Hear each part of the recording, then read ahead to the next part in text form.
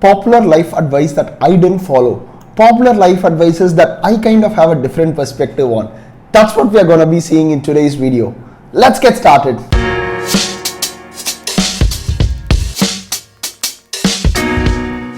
Hey folks, welcome back to my YouTube channel. I'm Praveen Ramesh, and on this channel we speak about non-fiction books. I kind of review, summarize and speak about a lot of non-fiction books that I'm reading, and I also speak about lessons that I'm personally learning by reading these books. I find it immensely useful. I hope you do too. So, life advices, right? They are available aplenty, especially in this world of social media where you're constantly bombarded with information. You're constantly seeing a lot of people achieving, and they are all kind of giving you some kind of an advice or the other. So I kind of did a self-reflection on, hey, what are the things that I believed as a kid or even as an adult, and come to realize that, okay, maybe this advice isn't as good as it seems on ground, because I've picked a lot of popular advices that people keep telling us, right? So when I was a kid, my parents used to tell me, hey, do this, do that, and you'll be successful. For example, my parents used to tell me, hey, nail your school, your college is going to be super enjoyable. And when I went to college, a lot of folks started telling me, hey, nail your college, once you get a job, it's sorted. And once you come to your job, you kind of start getting into that rat race, right? So there is never a point in your life where you're going to be kind of settled. So I've picked up advice like these, did a self-reflection, and have only took advices that I personally don't follow or I have a different perspective on. So I've picked up 4 very popular advices that I passionately disagree with, or I have an alternate point of view. So let's get to the first one. Work hard, get what you need. This is an advice that I have been conditioned to right from a very young age. So when I wake up, my mom is like, you need to read for 3 or 4 hours for you to be a topper.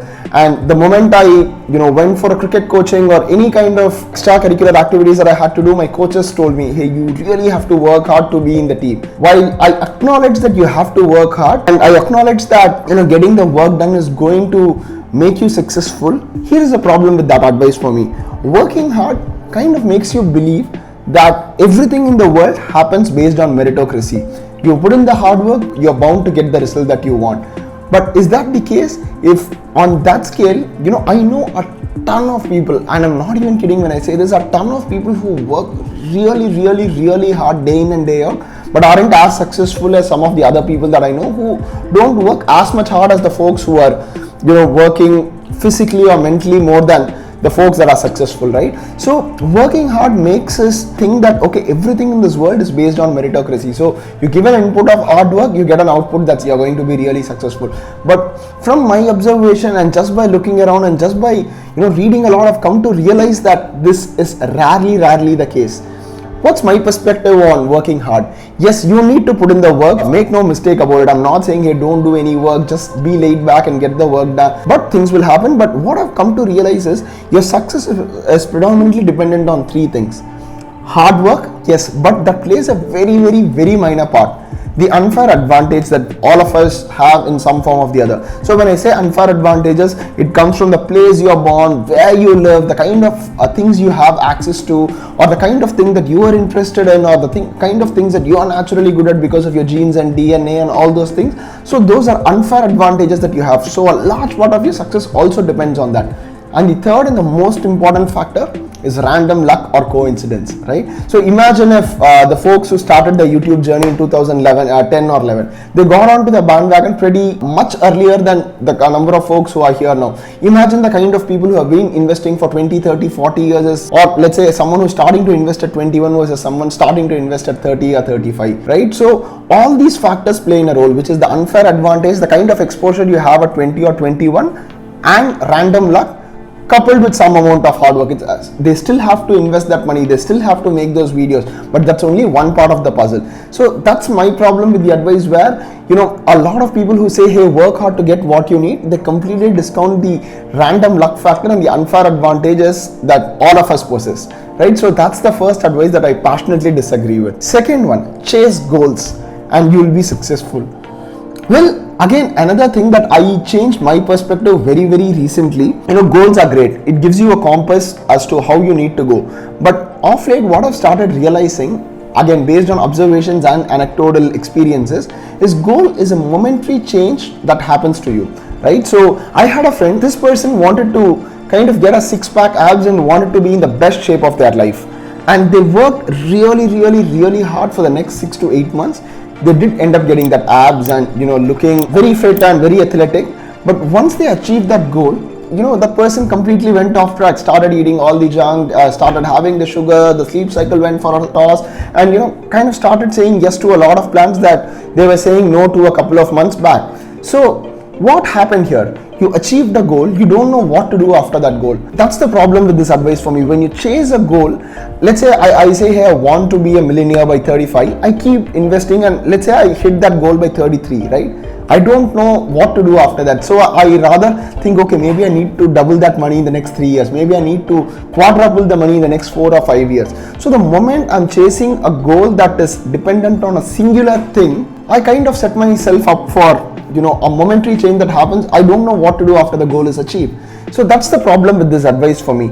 And one more problem that I have with goals is it always lets you operate from a point of failure, right? So for the person who is trying to have a six-pack abs, until they reach that point of where they don't have a six-pack abs, they'll always think that, hey, I'm a failure, I have not yet gotten there where I need to be. Or for example, in my case, if I want to have $1 million, until I get to that point, I'm always gonna think, maybe I'm not doing enough, maybe I need to be investing slightly more aggressively, maybe I'm not being wise with my spending and all those things.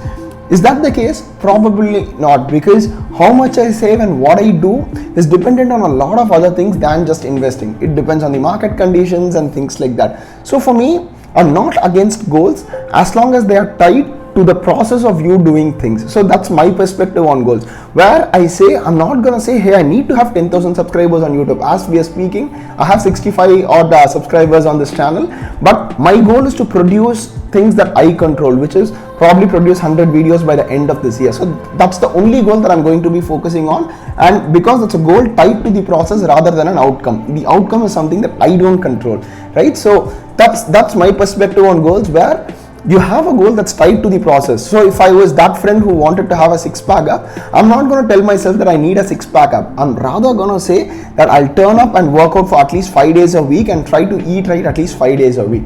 And if I end up having a six-pack abs, great. Even if not, I'm getting workout done on 5 days a week, probably for the next 10, 15, 20, 25 years. And with respect to money, I would rather say that I invest 30% of my monthly income into various investment portfolios rather than saying I want to have $1 million or $2 million or whatever that money is. So I want to tie my goals to what I call the process or the systems. The third one that I am very passionately disagree, again very recent discovery, is find your passion and you'll be happy. I think Elon Musk also said something along the lines of people should pursue what they are passionate about, that will make them happier than pretty much anything else. So this is what Elon Musk said. So find your passion, nurture your passion and all those things. You would see things like these all over the internet, especially on Twitter and YouTube and things like that. And a year and a half back, when I just started this creator journey, I started Googling, hey, how to find your passion. And then I realized that, there were all these frameworks, there were things like, okay, hey, what is fun to you and what is work to others and things like that. And I ended up having like a list of 5 to 7 things that I thought I was passionate about. For example, I really wanted to be a passionate marketer. So I started writing a blog. And then I realized, okay, I love music as well, so I wanted to be a flautist. So I scouted for the best flute teacher within my locality and wanted to go there. I wanted to make YouTube videos. I wanted to write a book. I wanted to read a lot, and I wanted to become a sports psychologist at some point. And then I realized, hey, I am passionate about so many things. So how do I even put one cap on it and start working on it and things like that? So I realized that I am interested about a lot of things. So what do you do in these kind of cases?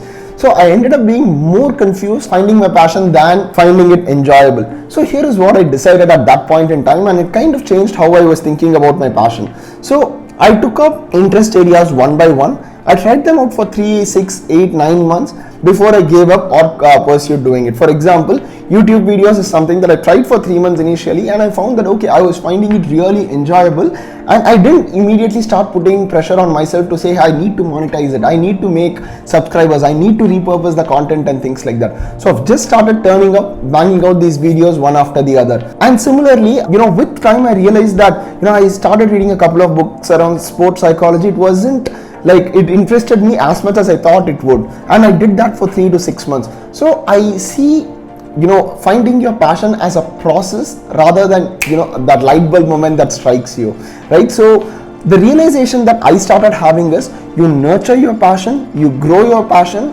and you don't find your passion, right? So you might have 10 things that you're interested in, you might want to try one thing after the other before you kind of find what your true passion is. So you nurture your passion with time, and the one advice that I would really give you is, don't try to monetize what your passion is. Don't try to put that pressure to say, hey, I need to start making money with my passion, and because you stop enjoying the process of nurturing your passion, right? So the fourth and the final advice that I really disagree is, be logical and think long term, right? So while I completely agree that you have to think for the long term, and I speak from a position of privilege where I've been saving for some years now, what I've come to realize is, hey, life is made of these small, beautiful, joyous moments that we enjoy day in and day out. Most of the decisions, and I read this in The Art of Thinking Clearly, where most of the decisions for us are taken from an emotional angle. So the author keeps saying, hey, ask yourself, what do you feel, versus thinking, hey, what is right or what is logical at this point in time. And the reason I say that is because more often than not, we take a decision from our heart and run with it. And it's okay to take decisions from heart, as long as you keep course correcting, or you keep learning from your previous mistakes or successes. And with respect to long term, yes, you need to optimize for long term, but that shouldn't be the only goal. Make that travel that you've always planned. Text that friend that you always wanted to meet. Go on that long drive that you always wanted to. Take that vacation, take that sabbatical that you might have always wanted. Start that meditation journey. Probably start that YouTube channel, because life is too short to kind of keep thinking, okay, hey, I'll start it 5 years down the line. Maybe I'll start traveling 10 years down the line. Maybe I'll meet that friend after I have this quarterly business review or whatever. So life is too short to kind of keep thinking on a logical and a long-term basis. Yes, do save up things for the long term, but ensure that you don't lose the joys of the present moment by doing that. So those are the 4 things that I passionately hate, which is, work hard to get your success, always chase goals, find your passion, and think long term and be logical.